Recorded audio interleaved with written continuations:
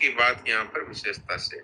जी महाराज जी, हम लोग ये तो चाहते ही रहते हैं ना कि हमारा बाल बच्चा मतलब शिक्षित बने, हम स्वस्थ रहें, तो ये सब संकल्प है।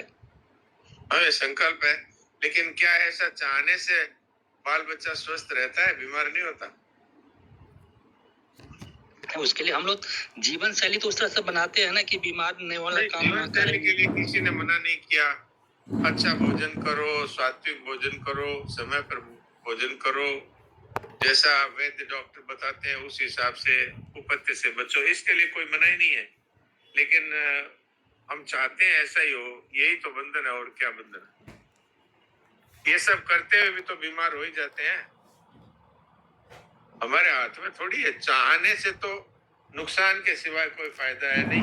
हाँ, कर्तव्य पालन करो, अच्छी तरह से रक्षण करो, पोषण करो, शिक्षण करो, फिर जो हो जाए उसी में प्रसन्नता हो, क्योंकि उसमें तो हमारा हाथ नहीं है। कर्मण्यवाधिकारस्ते मा फलेषु कदाचन, वही आता है इसमें सिद्धांत। जी जी प्रणाम महाराज जी, प्रणाम।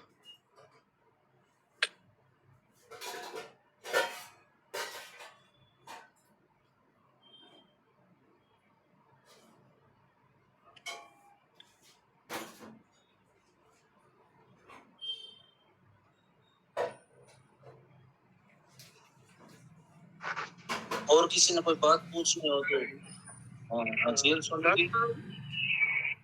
डॉक्टर साहब।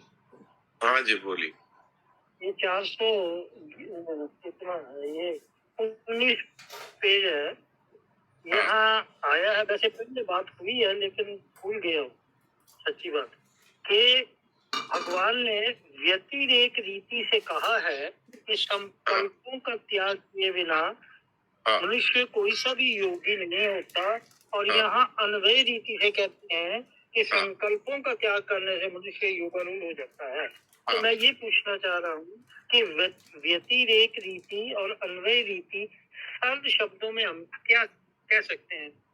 सरल शब्दों में ये है, जैसे हम कहे कि भाई तुम अगर भगवान को याद रखोगे तो तुम्हारा कल्याण होगा, ये अन्वय रीति है।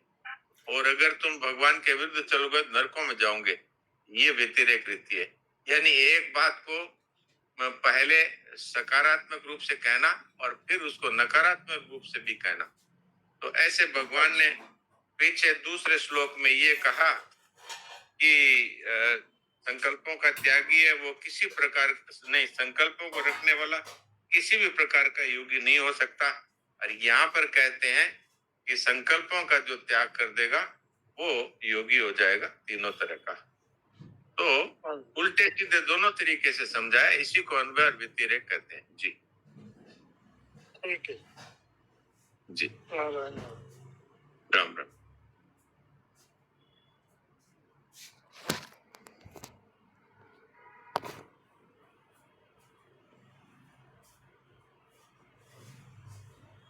दूसरा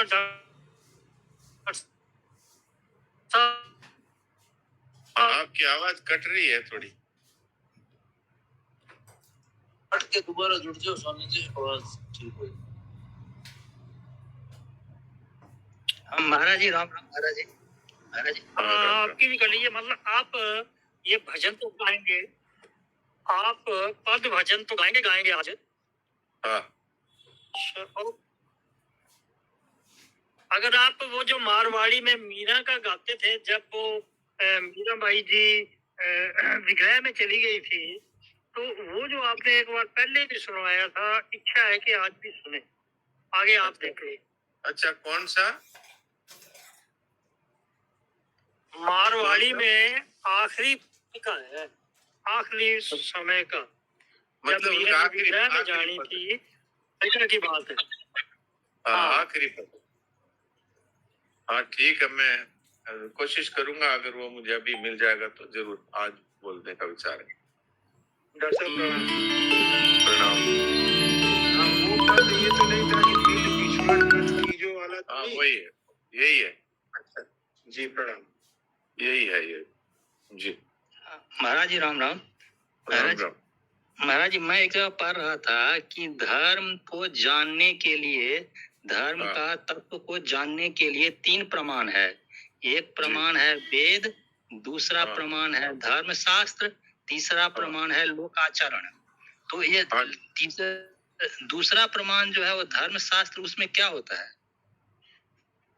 धर्मशास्त्र गीता जी है, ये धर्मशास्त्र है, ये बताता है। तो गीता वेद में नहीं आएगा? गीता वेद में नहीं है। वेद को पढ़ने का अधिकार सबको है ही नहीं। गीता जी को प्रत्येक मनुष्य पढ़ सकता है। जी महाराज जी जी प्रणाम। जी, और कोई बात?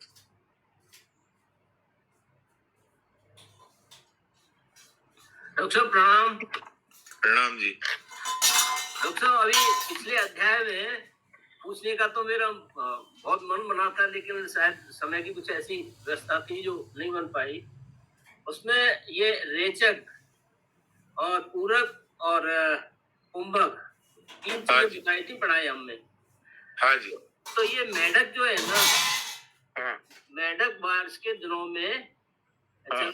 अपना जो ना छुप जाता है मिट्टी में। हाँ। हाइबरनेशन बताते हैं उसे। हाँ। तो वो हम मतलब जो मेढक जो है ना 6 महीने के लिए न तो सांस लेता है, कुछ नहीं करता, वो पड़ा रहता है। हाँ जी। तो ये हमारे लिए हम नहीं कर सकते क्या इसको? इसके हाँ, लिए योगी लोग कर सकते हैं। ये इसको कुंभक कहते हैं। कुंभक। जी जी। बस श्वास अंदर लिया, फिर बाहर निकाला ही नहीं, बस। तो मतलब वो प्रैक्टिस योगी- होनी चाहिए हमारी। हाँ, योगी लोग कर सकते हैं। ऐसे ऐसे योगी है जो 6 महीने तक समाधि में पड़े रहते हैं, न खाना न पीना न श्वास लेना। तो ऐसे योगी अभी मिलने बहुत कठिन है, पर हाँ, ये योग से संभव है। जी धन्यवाद डॉक्टर। नारायण।